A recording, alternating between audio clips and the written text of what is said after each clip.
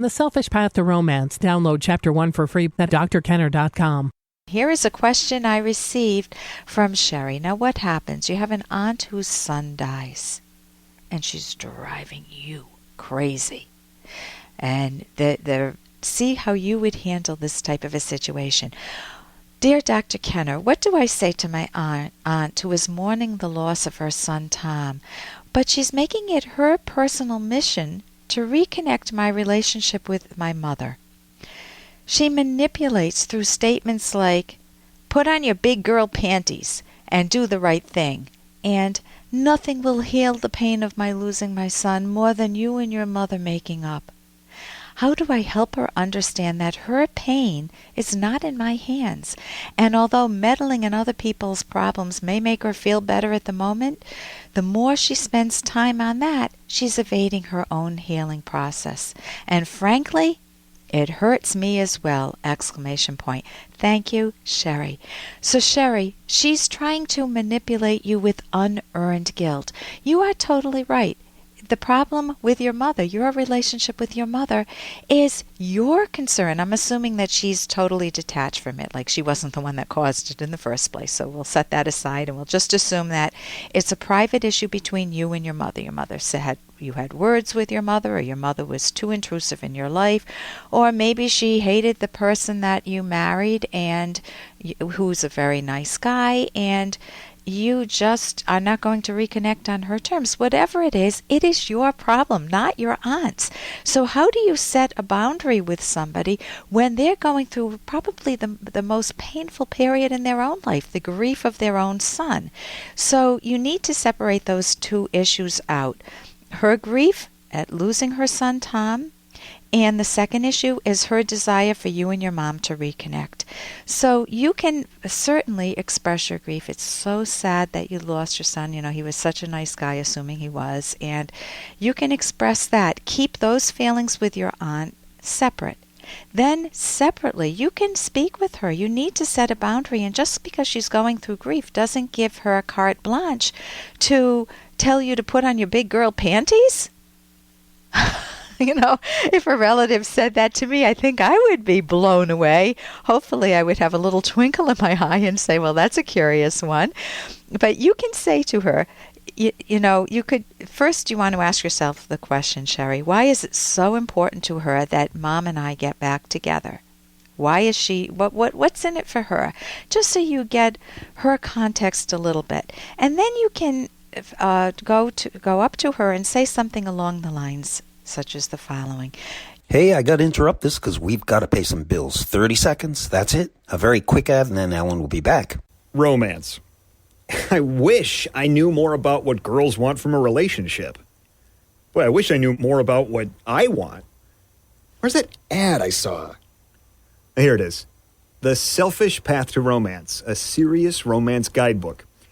Download Chapter 1 for free at selfishromance.com and buy it at amazon.com. The Selfish Path to Romance. That is interesting. Go up to her and say something along the lines such as the following. You know, I hear, Auntie, how important it is for you to see me and Mom reconnect. It is a private matter. I'm an adult, and I find it offensive to be told to put my big girl panties on. I expect something a little more civil of you. I am taken aback that you're using the death of Tom, the death of your son, to try to pressure me to act against my own judgment.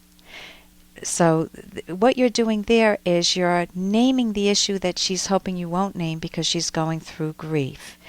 If Tom was a really decent person too, you could add, I don't think Tom would have admired that. Then you could say, I hope you give your grieving for Tom the respect it deserves, and I hope you respect my privacy. Now, hopefully, that will give her food for thought. You may have to repeat it once or twice, but it sets a boundary. And it lets her know that the grieving is separate from your relationship with your mother. Now, a quick word on your relationship with your mother. When any of us have cutoffs with prime family members, like our father or a mother or a brother, it's usually painful, even if we've gotten some closure on it. There's a really good book called You're Wearing That by Deborah Tannen, and it's about mothers and daughters. And I'm maybe 2/3 of the way through it. I found it fascinating because there's a real tension between moms and daughters, or parents and kids. And that's that as kids, we want our independence, we want our autonomy, and we also want the connection with our parents and the nurturing. And finding that fine line is very difficult. Now, it could be that you've separated from your mother for reasons totally apart from that. That is a nice resource, and if you do want to give that some attention, you certainly could. If you're not in any pain, then I will also keep my boundaries and not give you unsolicited advice. And here's a little more from Dr. Kenner. Here is one question I received from somebody who's very depressed. Dear Dr. Kenner, I know that I'm depressed. It's 5 days and I feel very bad. When I come home at 5 p.m. after 10 hours of work, I like to sleep to escape. I do not like to do anything in recent days. I don't like to smile. I don't like to speak with others. I just like to sleep. Please help me. You're sleeping to escape. That is the problem. What you want to do is ask yourself, why am I feeling depressed? You've got to give it content. Just don't leave it at the emotion. There's a fabulous book, Mind Over Mood, that you can get at my website, drkenner.com. But also getting up and exercising rather than being in bed helps too, because you're implicitly valuing yourself more. For more Dr. Kenner podcast, go to drkenner.com and please listen to this ad. Here's an excerpt from The Selfish Path to Romance by Drs. Kenner and Locke. It's important to understand what and why something makes your partner angry. Often when a partner angrily overreacts to a trivial matter, it is due to a series of actions causing resentments in the past that were never openly resolved. Such resentments are held and stored subconsciously, ready to explode like an overinflated balloon with only a small provocation. Outbursts against a partner can also be the result of displacing anger caused by outside events, such as failure at work, onto a partner, which is obviously unjust. Anger issues must be fully resolved and then replaced by positives such as love, communication, admiration, gratitude, and caring if romance is to thrive. You can download Chapter 1 for free at drkenner.com, and you can buy the book at amazon.com.